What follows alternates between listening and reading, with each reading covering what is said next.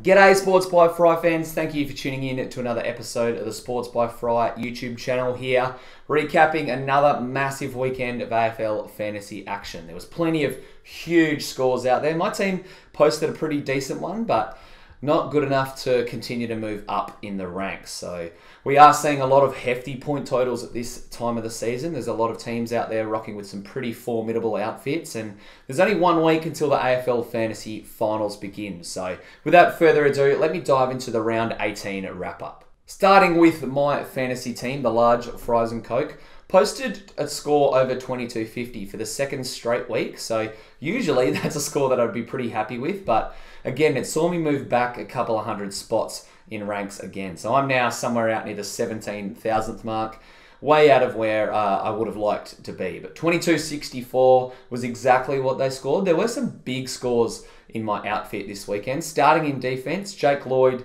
and Brodie Smith were both monstrous for me, which was great to see.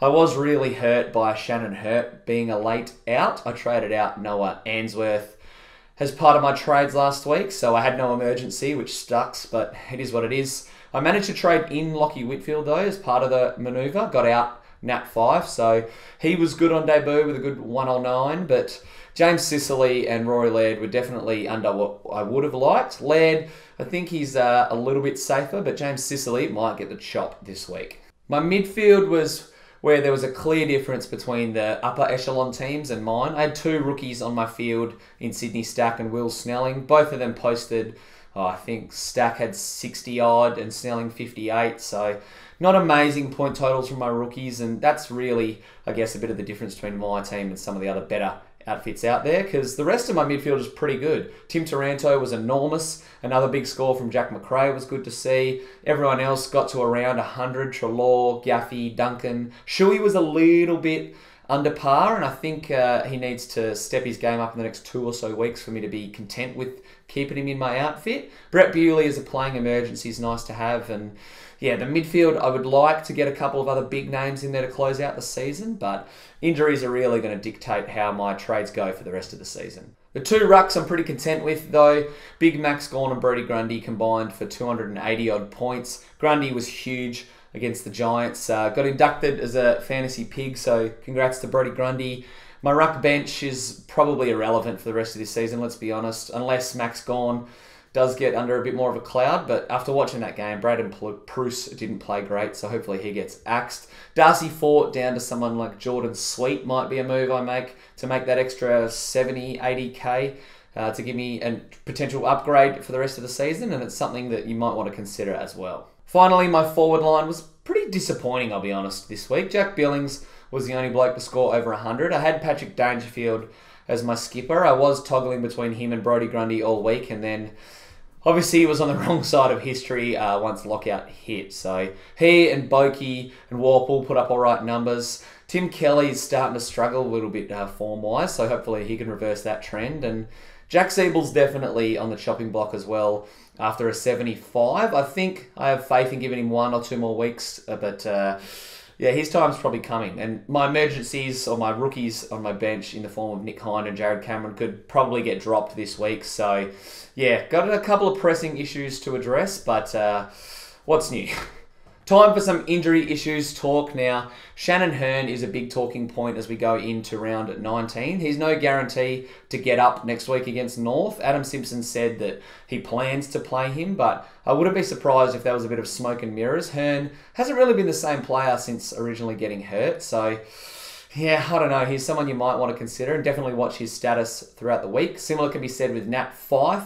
Missed last week's win over Sydney with an elbow infection, and again, the plan is for him to return against the Bulldogs, but he could maybe be in doubt for another week. If you held on to Fyfe and he misses again, I think you got to trade him, but hopefully he can come back and re-cement himself into the Brownlow race. Probably not a lot of coaches out there rocking with Dyson Heppel in their fantasy outfits, but it might hurt a couple of draft coaches to know that he's no guarantee to play in round 19. Played against the Crows in their pretty impressive win on last Friday night, but a niggling foot injury does continue to plague his season and he might miss again. Zach Clark was another bloke that missed that match with illness, and he should play if Essendon wants him in their lineup again. I think I remember reading something today saying that Sean McKernan's out or in doubt, so make sure you keep up to date with that, because if he misses, Zach Clark could be very relevant this weekend.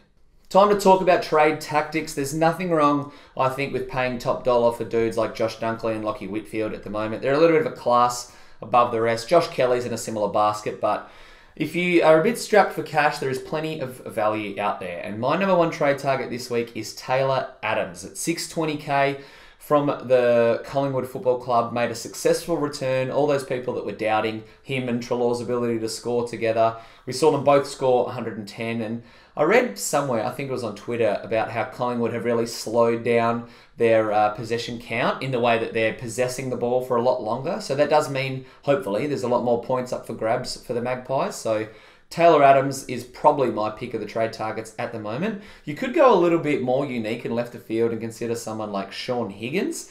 Might be wise to give him one more week going up against West Coast this weekend, but I really think he's going to slot back into the midfield and take a lot of those minutes away from Jack Siebel. So Higo is someone to definitely consider. If you want to look in defence, Hunter Clark is probably my pick for the defenders in the value basket. He does cost about $530K, and his recent form's been pretty unreal. He's someone that I have in a couple of my draft leagues, and it's definitely time to consider him for Classic. At this point of the season, you got to roll the dice a bit and live a little. So if you are desperate for a bit of a cash grab, you might want to trade him in. Up forward, similar price to Taylor Adams is Toby Green. Had another good outing on the weekend, and if Josh Kelly does return to the midfield, it might see him go down a little bit production-wise, but Cornelio's out, and I still think that his midfield minutes will stay up to end of the season, so nothing wrong with considering Toby Green in your forward line as well. The rookie targets, we were virtually treated to a debutant across each line this weekend. We saw Will Snelling make his debut for Essendon. He's probably my favourite rook target at the moment. I think he's worth that extra 20 or 30K. Francis Watson got to make his long-awaited debut, which was great to see. Got off to a pretty fast start. I think from memory he had about 60 or 66 early in the third quarter. Finished on 72, and if he plays and Hearn misses, he's definitely someone to consider as a downgrade in your back line. Up forward, Hayden McLean from the Swans was pretty good on debut. It was impressive to see him trying his craft against some of the more recognised ruckmen against the Dockers. So if he still does play that role, he's someone to consider. I do like the looks of Dalton Langlands, probably a bit more than McLean. He had a solid 59 on debut for St Kilda. So again, like I've said, there's plenty of choice there. And I think if any of those blokes hold their spot in the side, they're pretty good downgrade targets. Players you might want to consider trading out. This week, Shannon Hearn and James Sicily are almost to the top of my trade out list. I think Sick Dog is someone who's got to go first, but in saying that, he might be the one playing in round 19 compared to Shannon Hearn. If Hearn misses again, he's obviously a higher priority to move on, but if they're both playing, I think it is time to chop out Sicily. He only has one score over 65 in his last 5 games, so that's enough to get alarm bells ringing for me. If you're looking at moving someone on in another line, I've already talked a bit about Jack Siebel. Could really be hampered by the return of Higgins, so probably survives for another week for me. Going up against West Coast, though, there's no guarantees that he'll have a big score, so if you could move him up to Dunkley or another premium forward that you don't have, someone like Boak or Danger, then be my guest. In another line, maybe a midfield, if you're rocking with someone like Patrick Cripps, it might be time to give up on that experiment. He looked like a bull in a china shop for the first 2 months of the season, but he's only got one score over 100 since then. So trading out Cripper, well, it does sting a little bit because we know how good he can be when he's rolling. He's not playing the same Patrick Cripps football that we know and love at the moment. Similar can be said with Angus Brayshaw. Got to 70 on the weekend, but that's not good enough. He's got to go.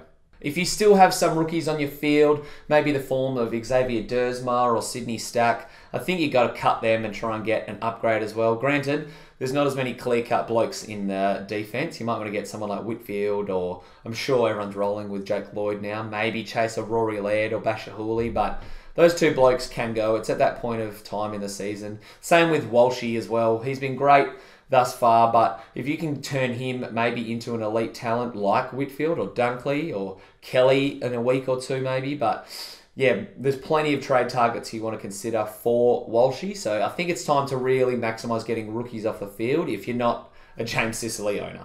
Finally, waiver wire watch time. Now, I think it's smart to try and chase Hunter Clark for the second week in a row if he's still up for grabs. His ownership has shot up 20% since last week, so you might want to be quick to try and get him because he won't be floating around for long. Similar can be said with Bailey Fritsch. Almost has the same ownership as Hunter Clark and kicked 4 goals against West Coast, so don't go expecting a 130 plus every week, but we said the same thing when he scored 120 a few weeks ago, so does have a good ceiling to provide you a couple of handy scores maybe in your draft finals. You might want to consider Toby Nankervis if he's still on your draft scrap heap. Should play again this week, so someone definitely worth adding to your bench.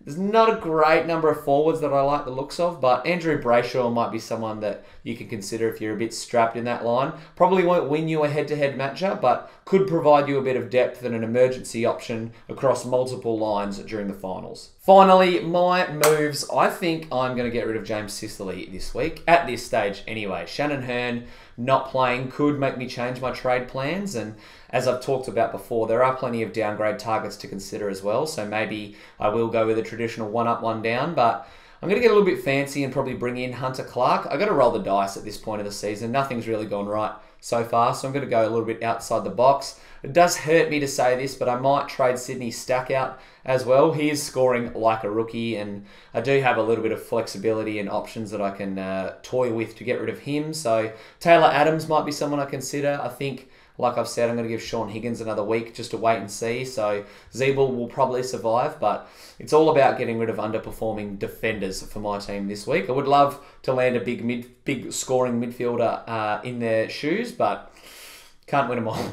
And that's going to do it for the round 18 wrap up. Thank you again for tuning in. Probably going to try and cram out another video this week talking about power rankings for the NBA's new star duos. So make sure you check that out. You can always find my Dream Team Talk Rookies Guide Wednesday morning as well. So make sure you give that a read. Going to simplify things down a bit because at this point of the season, rookies aren't as important. So going to try and make it pretty clear cut as to which direction you should go regarding your cash cows for the last 5 weeks of the fantasy season. Good luck in round 19 and for those fantasy finals. But until next time, peace.